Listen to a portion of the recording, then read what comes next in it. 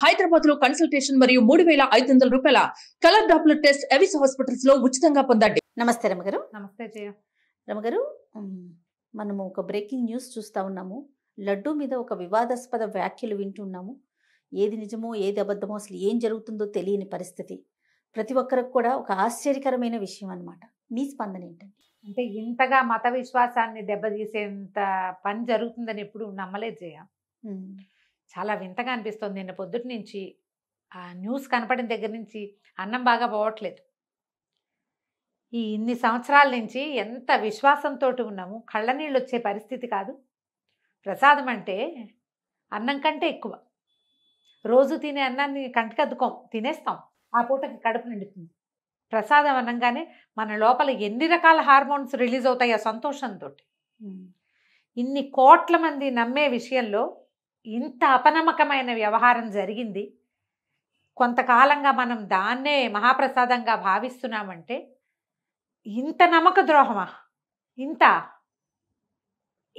తెగబడిపోతారా ఎవరైనా?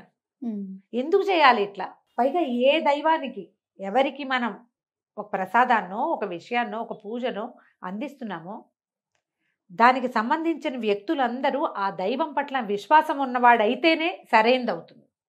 మన ఇంట్లో ఒక పూజ చేసుకుంటాం, ఎంత శ్రద్ధగా చేస్తాం. ఓ పురుగున్న పువ్వునో పుచ్చిన పువ్వునో పెడతామా? నైవేద్యం బాగా కుదరకపోతే పాలు పోసాం, పాయసం చేసాం, పాలు విరిగిపోతే అది నైవేద్యం పెడతారా? ఒక బాగుండని వస్తువుని మీరు నమ్మే దైవానికి చూపిస్తారా? చూపించినప్పుడు ఇప్పుడు ఇది సరైంది కాని వస్తువుని దైవానికి చూపించి అది ప్రజలందరికీ ప్రసాదంగా పంచటానికి ఎంత గుండె కావాలి? ఆ గుండె ఎంత తప్పుడుది కావాలి? అవతల వాళ్ళ నమ్మకాన్ని ఇంత దెబ్బతీయకూడదేమో అనిపిస్తోంది. ఒక వ్యక్తులు ఒకళ్ళు వీళ్ళు అని పేర్లు పెట్టలేకపోతాం జయ. ప్రతి వాళ్ళు నిబద్ధతతోటే పనిచేయాలి. దైవారాధన నిబద్ధతతో జరిగేది. అది ఏ మతానికి చెందిందైనా కూడా ప్రతివాడు అదే విశ్వాసంతో పనిచేయాలి. అక్కడ మనం నమ్మటం కంటే దైవాన్ని ఎక్కువ నమ్ముతాం కదా. నమ్ముతామా? అంతే కదా. మరి ఇప్పుడు ఆయన ప్రసాదము ఆయన దగ్గర నుంచి ఇది వెనక్కి తిరిగి మన చేతికి వచ్చిందంటే చాలామంది తలస్నానం చేయకుండా తిరుపతి ప్రసాదం తీసుకోరు. తిరుపతి నుంచి తెచ్చుకున్న ప్రసాదాన్ని దేవుడి దగ్గర పెట్టి కానీ ఇంకొకళ్ళకి ఇవ్వరు. అంత గౌరవించదగిన వస్తువుని మనం సరైంది తీసుకోలేదేమోనన్న భావన ఎంత బాధిస్తుంది. ఇంత బాధకి కారణమైన వాళ్ళు సరిగ్గా ఉండగలరా అసలు? ఇంతమంది మన దుఃఖం కష్టం అంతా ఇప్పుడు ఒక ఇన్ని సంవత్సరాల నుంచి ఇలాంటిది ఏదో జరుగుతోందంటే ఇన్ని సంవత్సరాలు మనం ఎన్నిసార్లు తిరుమల వెళ్ళాం, ఎన్నిసార్లు ఆ లడ్డూ ప్రసాదాన్ని మనం తెచ్చుకుని తిన్నాం, మనం అందరికీ పంచిపెట్టాం. ఎవరెవరో 2 లడ్డూలు తెచ్చినా తలా ఒక చిన్న చిన్న పొట్లమైనా ఇస్తాం కదా. ప్రసాదం అంటే చెప్పులు విప్పి కళ్ళకద్దుకుని తింటాం కదా. అన్నం కూడా చెప్పులేసుకుని తినేస్తున్నాం మనం. అవును, దేశమంతా కూడా బఫేలకు వెళ్తున్నాం, హోటళ్ళకి వెళ్తున్నాం. కానీ ప్రసాదాన్ని బూట్లతోటి అపరిశుభ్రమైన చేతులతోటి ఎవరైనా తీసుకుంటారా? అంత శ్రద్ధగా చేయవలసిన దాన్ని అదే శ్రద్ధతోటి అందించడానికి ఏ సంస్థ అయినా ఎందుకు ప్రయత్నం చేయకూడదు? ఎందుకు చెయ్యలేదు? భారతదేశం కాదు, ప్రపంచంలో ఉన్న అందరు భక్తులు ఈ సంస్థలని ప్రశ్నించాలని ఉంది నాకు. ఇంత నమ్మక ద్రోహం చేస్తారా? భగవంతుడి పట్ల నమ్మకాన్ని తీసేయటమే కదా ఇది. ఇంత లోపల దెబ్బ కొట్టచ్చా? నువ్వు వీపు మీద 2 దెబ్బలు కొడితే పోతాయి. ఇది ఆత్మలో కొట్టే దెబ్బలు ఎట్లా పోతాయి? నమ్మకం మీద విశ్వాసం మీద కొట్టే దెబ్బ పోతుందా? నమ్మగలమా? ఇంకా ఎక్కడ ఏ ప్రసాదం తీసుకున్నా అయ్యో ఇదేమిటో ఏం తింటున్నామో అనిపిస్తుంది కదా. ఎంత బాధగా ఉందంటే టీవీ చూస్తుంటే కడుపులో దేవేస్తుంది. ఇది మనం తెచ్చి పంచాం కదా, మనం తీసుకున్నాం కదా, ఇది తప్పు కాదా? దేనికోసం చేస్తారు? ఏది శాశ్వతం ఇక్కడ? నమ్మకం ఒక్కటే కదా శాశ్వతమైంది. అంతే కదా. ఈ అశాశ్వతమైన వాటి కోసం శాశ్వతమైన భగవద్భక్తిని మనం ఎక్కడికి చేరాలో, ఎక్కడి నుంచి వచ్చామో దాన్ని అవమానించటం, దాని తాలూకు గొప్పతనాన్ని తగ్గించటం ఎంత తప్పు. ఎవరైనా ఎందుకు చేయాలి ఇంత? ఒక్క క్షణం కళ్ళు మూసుకుంటే ఎక్కడికి వెళ్ళిపోతామో తెలియదు కదా మనం. దేనికోసం చేస్తారు ఎవరైనా? విచిత్రంగా వింతగా అనిపిస్తుంది. మనం చూడు, రాముడిని నమ్మే దేశం మనది. సంవత్సరం క్రితం, ఏడాది కూడా కాలేదు ఇంకా, రాముల వారి పునఃప్రతిష్ఠ చేసి దేశం అంతా ఉప్పొంగిపోయింది.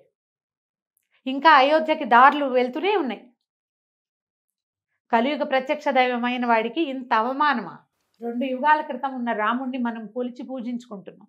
ఈ యుగానికి ప్రత్యక్ష దైవమైన వాడిని ఇంత అవమానిస్తామా? ఎందుకు దీనికి ప్రతిక్రియ చేయలేకపోతున్నాం? మనం గట్టిగా ఎందుకు ప్రశ్నించలేకపోతున్నాం? ఇది నిజమో కాదు, ఇంకా పూర్తిగా దాని మీద నిర్ధారణ ఏర్పడిందో లేదో తెలియదు మనకి. కానీ ఆ మాట వింటే ఒళ్ళు జలదరించట్లా? దుఃఖం కష్టంగా ఉంది జయ. మన నాన్నని నాన్న కాదంటే ఎలా ఉంటుందో, మన ప్రసాదాన్ని అది సరైంది కాదంటే అలాగే అనిపిస్తోంది నాకు. నా వరకు నాకు చాలా పెద్ద కష్టంగా ఉంది జయ. ఇది ఎన్నో జరుగుతాయి మానవ తప్పిదాలు. మానవులు క్షణికోద్రేకంలో 100 రకాల పనులు చేస్తారు. ఆడవాళ్ళ పట్ల అవజ్ఞగా ప్రవర్తిస్తారు, వృద్ధుల పట్ల అవమానకరంగా ప్రవర్తిస్తారు, పిల్లల్ని హింసిస్తున్నారు, ఏవేవేవేవో చెడ్డ పనులు చేస్తున్నారు. ఎంత చెడ్డ పని చేసినా ప్రతి వాడికి వాడి నమ్మకం ఒకటి ఉంటుంది, ఆత్మ ఉండాలి. అది లేనిది మనుషులు మన లేం కదా, మనిషి అన్నవాడు లేడు. ఇంత ఆత్మద్రోహం చేస్తారా ఎవరైనా? ఎవరో ఒక వ్యక్తినో, ఒక మనిషినో, ఒక సిచ్యువేషన్లోనో కాకుండా పూర్తి విశ్వాసాన్ని తీసేసే పని ఇది. తప్పకుండా ఈ దోషులకి శిక్ష పడాలి. వాళ్ళు ఎవరో వెలుగులోకి రావాల్సిందే. ఒకవేళ ఇలాంటిది ఏదీ జరగలేదు అంటే ఊపిరి పీల్చుకుంటాం మనమంతా. ప్రపంచంలో ఉన్న ప్రతి భక్తుడు ఊపిరి పీల్చుకుంటాడు. అలాంటి రోజో ఇలాంటి రోజో తప్పకుండా ఇది జరిగి తీరాలి, తెలిసి తీరాలని అనిపిస్తుంది. ఇప్పుడు ఇంతకాలం తిన్నాం, మన విశ్వాసం దెబ్బతినిపోయింది కదా అంటే భగవంతుడు ఉన్నాడు కాబట్టి బయటపడింది. లేకపోతే తెలియకపోతే మనం ఇలాగే ఉంటాం కదా ఈ చీకట్లోనే. అంతేగా. భగవంతుడికి నివేదన చేసేది కానీ, ప్రసాదంగా వినిమయం చేసేది కానీ, సరైనది చేస్తేనే మనకి ఏదైనా దానివల్ల ఫలితం లభిస్తుంది. సరైంది కానప్పుడు చేసిన పనికి ఏ ఫలితము లభించదు. మన శాస్త్రాలు చెప్పేది అదే కదా. ఎవరైనా ఇది గుర్తెరిగి ప్రవర్తిస్తేనే మంచిది. లేకపోతే ఈ రామాయణపు గాథల్లో ఒక కథ చెప్తారు. ఒక కుక్క వీడెవడో నన్ను కొట్టాడు అని రాముల వారిని అడుగుతుంది. శిక్ష వేయద్దు ఇతనికి, ఇతన్ని దేవాలయాల మీద అధికారిగా నియమించు, తప్పు చేసిన వాడిని, దైవ ద్రవ్యం తిన్నవాడు కుక్కై పుడతాడు, నేను అలాగే పుట్టాను, వీడు కూడా కుక్కలా పుడతాడని చెప్తుంది. దైవ ద్రవ్యాన్ని అపహరించిన వాడికి ఏ జన్మ వస్తుందో మనకి గ్రంథాల్లో చెప్పబడింది. ఆ దారికి వెళ్ళొద్దు ఎవరైనా సరే. సరైన దారిలో వెళ్తే మీ విశ్వాసము దెబ్బతినదు, మా విశ్వాసము దెబ్బతినదు. బాధగా లేదా జయ తలుచుకుంటుంటే? అవునండి. కడుపులో తిప్పుతుంది, దుఃఖంగా, చాలా కష్టంగా ఉంది. ఏమిటిది, ఇక్కడ ఎక్కడికి వెళ్తున్నాం మనం అనిపిస్తోంది. జనరల్గా నేను ఇలాంటి వాటికి దేనికి మాట్లాడను. ఇది ఎంత పెయిన్ఫుల్గా ఉందంటే 2-3 సార్లు మాట్లాడేసరికి చేతులోనికి కళ్ళలోంచి నీళ్ళు వచ్చేస్తున్నాయి. ఇదే తిన్నాం మనం అనిపిస్తోంది, పంచాం అనిపిస్తోంది, ఇంత పని చేయించారు మనతోటి అనిపిస్తోంది. ఎందుకు వాళ్ళు బాగుండాలి? వాళ్ళకు కూడా సరైన సమాధానం లభించాలి కదా ఎవరికైనా కూడా. దయచేసి దీన్ని ముందుకు తీసుకెళ్దాం, దీనికి సరైన సమాధానాన్ని తీసుకుందాం మనం. దానికోసం ప్రతి వాళ్ళు ప్రయత్నం చేద్దాం. తిరుమల తిరుపతి దేవస్థానం గొప్పతనం చెప్పండి. ప్రపంచం నుంచి కూడా జనాలు వచ్చి మనం నమ్మే దైవాల్లో మొత్తం ప్రతి హిందువు నమ్మేవాళ్ళు తిరుమల తిరుపతి, అదే వెంకటేశ్వర స్వామి. ఆయన ప్రసాదాన్ని ఇలా చేశారు అంటే మిగతా దేశాలకు కానీ, మిగతా ప్రపంచాలకు, మిగతా మతస్థులకు కానీ అది కలుపుతారో లేదో ఆలోచించాలి. పైగా టీటీడీ అంటే ఎన్ని వందల సంవత్సరాల నుంచి ఉన్న సంస్థ, ఎంత నమ్మకం ఉంది. ఈయన కలియుగ ప్రత్యక్ష దైవం అంటే మనమేనా, మన భారతదేశంలోనేనా? ప్రపంచపు నలుమూలల నుంచి వచ్చే వాళ్ళ ఫారినర్స్ కనపడతారు, ఇతర మతస్థులు కూడా కనిపిస్తారు. ఇతర మతస్థులు ఇచ్చినటువంటి బంగారు కమలాలతోటే సహస్రదళ పాద పద్మారాధన చేయించుకుంటాడు స్వామి. మన మతం వాళ్ళు ఇచ్చినవి కాదవి. ఎన్నో మత విశ్వాసాలన్నిటికీ ఆలవాలంగా ఉండేటువంటి మహాస్వామికే ఇటువంటి అన్యాయము, ఇటువంటి అవమానము జరిగితే ఎంతమంది కోట్ల మంది భక్తుల మత విశ్వాసాలని మీరు దెబ్బతీసినట్టే కదా. ఇప్పుడు ఇంత పెద్ద దేవాలయము, ఇంత పెద్ద ధార్మిక సంస్థ, ప్రపంచంలో అత్యుత్తమ ధార్మిక సంస్థల్లో ఒకటిగా, రెండోదో ఒకటోదో రెండోది నాకు తెలిసి ఇంత గట్టి ఇది ఉన్నప్పుడు, ఇన్ఫ్రాస్ట్రక్చర్ ఉన్న చోటే ఇలాంటి పని జరిగితే ఇక చిన్న చితక దేవాలయాల్లో ఇంకా ఎలాంటివి అయిపోతాయో. ఒక విశ్వాసం నడిచే చోట ఆ విశ్వాసులే వాళ్ళే ఎవరైతే ఈ స్వామిని నమ్ముతారో, ఎవరైతే ఈ ప్రతిమా స్వరూపాన్ని పూజించడానికి ఉద్యుక్తులవుతారో వాళ్ళనే తీసుకోవాలి, వాళ్ళకే అవకాశం రావాలి. అప్పుడే కదా మనం శ్రద్ధగా చేస్తాం. మన ఇంట్లోది మనం శ్రద్ధగా చేసుకుంటాం.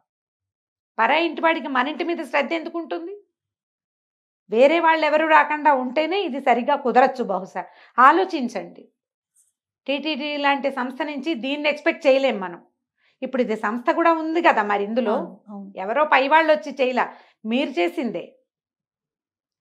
మరి ఇంకొంచెం జాగ్రత్తగా చేసి ఇంకా కొంచెం ప్రజల్ని భగవంతుడి వైపుకి చేర్చే విధానాన్ని చూడాలి కదా. ఇప్పుడు మన సంస్థను తప్పు పట్టడం కాదు, కానీ ఇంత పెద్ద బ్లండర్ జరిగింది అంటే మరి ఏమనాలి దాన్ని? ఎక్కడ అజాగ్రత్త జరిగింది? ఎక్కడ మీరు ప్రమత్తత కోల్పోయారు? లోపం జరిగింది. ఈ లోపం ఎక్కడ? ఇంత లోపపు ఇష్టంగా ఉందా మన సంస్థ?